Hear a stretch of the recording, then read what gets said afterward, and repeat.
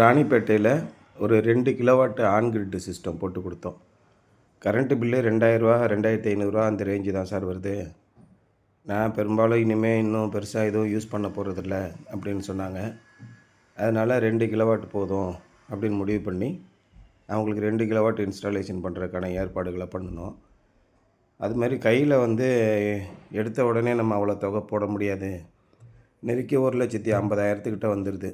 இந்த இடி தாங்கி எர்த்து டிரான்ஸ்போர்ட்டேஷனு ஆன்லைனில் நம்ம பேமெண்ட் பண்ண வேண்டியது இது மாதிரி எல்லாத்தையும் சேர்த்து இது மாதிரி இருக்கக்கூடிய நேரத்தில் யூனியன் வங்கியில் போய் நாங்கள் லோன் அப்ளை பண்ணுறோம் அப்படின்னு போனாங்க.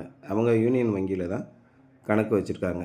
இது மாதிரி ஒரு 10-12 வகையான அரசு உடைமையாக்கிய வங்கிகளில் இந்த சோலாருக்கு கடன் கொடுக்க சொல்லி மத்திய அரசாங்கமும் இதுக்கான ஏற்பாடுகளை பண்ணி கொடுத்துருக்காங்க. இவங்களையெல்லாம் ஜன் சமார்த் அப்படின்னு ஒரு போர்ட்டலில் இணையதளத்தில் இவங்களெல்லாம் இணைச்சி வச்சு அடிக்கடி மீட்டிங் போட்டு சொல்லிக்கிட்டு இருக்காங்க, நீங்கள் சோலாரை ப்ரொமோட் பண்ணணும் அப்படின்னு. ஆனால் இங்கே இருக்கிற மேனேஜர் என்ன பண்ணிட்டாங்க, அப்ளிகேஷனை ப்ராசஸ் பண்ணிவிட்டு வீட்டுக்கு போய் பார்க்கணும். அப்படி பார்க்கும்போது மாடிப்படி சரியில்லை, உயரமாக இருக்குது, நடக்க முடியல, அதனால் லோன் சேங்ஷன் பண்ண முடியாது அப்படின்னு சொல்லிவிட்டு லோனை சேங்ஷன் பண்ணிட்டாங்க. அந்த மாதிரி மாடிப்படியை பார்த்து லோன் கேன்சல் பண்ணுறதுக்கு என்ன விதமான சரத்துக்கள் இருக்குதுன்னு தெரியல. இது மாதிரி தமிழ்நாட்டில் எங்கேயுமே மாடிப்படியை பார்த்து கேன்சல் பண்ணதில்லை. அப்புறம் உடனடியாக அவங்களுக்கு பஜாஜ் ஃபைனான்ஸில் அப்ளை பண்ணோம். அன்றைக்கி மத்தியானம் 3 மணிக்கே லோன் கொடுத்துட்டாங்க. பஜாஜ் ஃபைனான்ஸ் அப்படின்னு வரும்போது நிறைய பேர் மிக வருத்தமான நிகழ்வுகள்லாம் ஏற்பட்டிருக்கும். அதுக்கு அவங்க என்ன சொல்கிற காரணம்னா, ஒரு டியூ கட்டலைன்னா கூட வீட்டுக்கு நின்றுவாங்க அப்படின்னு தான் பெரும்பாலும் நடக்கும். டியூ கரெக்டாக கட்டிட்டாங்கன்னா எந்த பிரச்சனையும் இருக்காது, வட்டி விகிதமும் கூடாது. நீங்கள் டியூ கட்டலைன்னா உங்களுக்கு அதுக்கு தகுந்த மாதிரி அபராத வட்டி போடுவாங்க. இந்த மாதிரி இருக்க சூழலில் இவங்க பணம் மாதம் வருமானம் வந்துக்கிட்டு இருக்குது, டியூ கட்டுறதுக்கு எந்த விதமான சிரமமும் இல்லை. அப்படிங்கும்போது உங்களுக்கு கூடுதலாக எந்த செலவும் ஏற்படாது. 8.5% வட்டி விகிதத்தில் நம்ம லோன் வாங்கி கொடுத்துட்றோம். அதே மாதிரி ஒரு 60,000 ரூபா பணம் ஒரு 15 நாள்லேயே மானியத்தை நாங்கள் வர வச்சு கொடுத்துட்றோம். அந்த மானியத்தை வர வச்சு கொடுத்துட்டா நீங்கள் உடனே அதை கொண்டு போய் அந்த பஜாஜ் லோனில் நீங்கள் கட்டிட்டிங்கன்னா திரும்ப செலுத்த வேண்டிய தொகை ரொம்ப கம்மியாக போயிடும், இஎம்ஐயும் கம்மியாகிடும்.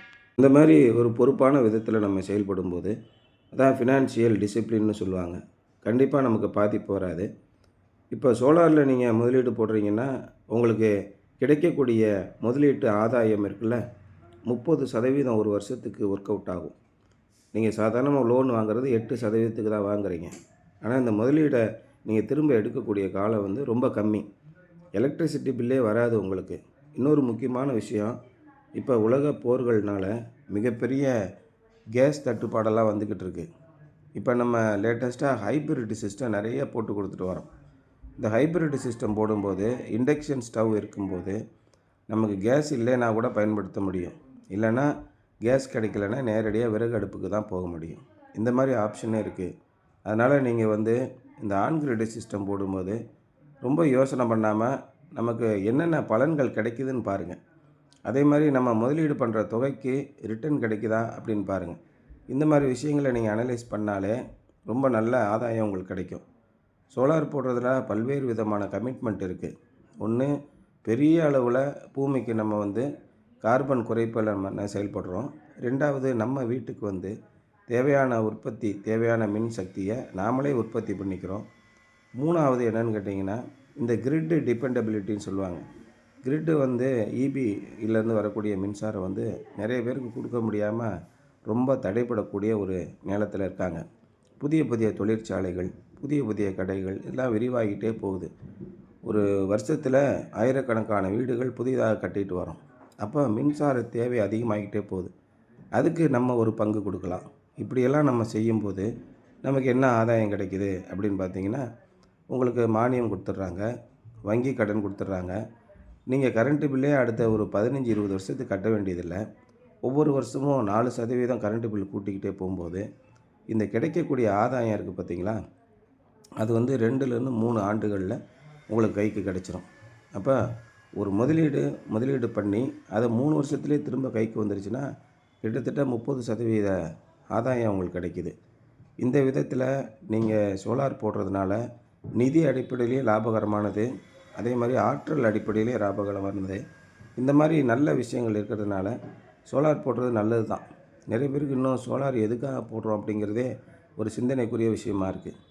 நம்ம இங்கே ஒவ்வொரு வீட்டுக்குமே தனித்தனியான கஸ்டமைஸ்டு சொல்யூஷன் கொடுக்குறோம். ஒரு வீட்டுக்கு தேவையானது அடுத்த வீட்டுக்கு தேவையில்லாமல் இருக்கிறத நாங்கள் பார்க்குறோம். அப்போ உங்கள் வீட்டுக்கு தனிப்பட்ட முறையில் என்ன தேவை, உங்களுக்கு என்ன எண்ணங்கள் சிந்தனைகள் இருக்குது, சோலார் பவரை எப்படி யூஸ் பண்ணணும் அப்படின்னு தெரியல அப்படின்னா எங்கள்கிட்ட கால் பண்ணி கேளுங்க. உங்களுக்கு தகுந்த மாதிரியான ஒரு தீர்வை கொடுப்போம். அதுக்கப்புறம் நம்ம சோலார் இன்ஸ்டாலேஷனுக்கு போகலாம். அதனால் எல்லாருமே 2 கிலோவாட் போடணும், எல்லாருமே 3 கிலோவாட் போடணும் அப்படின்னு அவசியம் கிடையாது.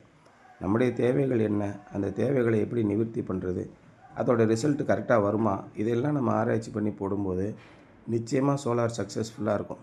நிறைய இடங்களில் தவறாக சோலார் போட்டதுனால சோலாரே வேஸ்ட்டு அப்படின்னா நான் கமெண்ட் வர்றதை பார்க்குறேன். ஏன்னா சரியான முறையில் தீர்வு வாங்காமல் பொருளை வாங்கினீங்கன்னா உங்களுக்கு நஷ்டமாகும். தீர்வை வாங்குங்க, நல்ல லாபகரமானதாக இருக்கும்.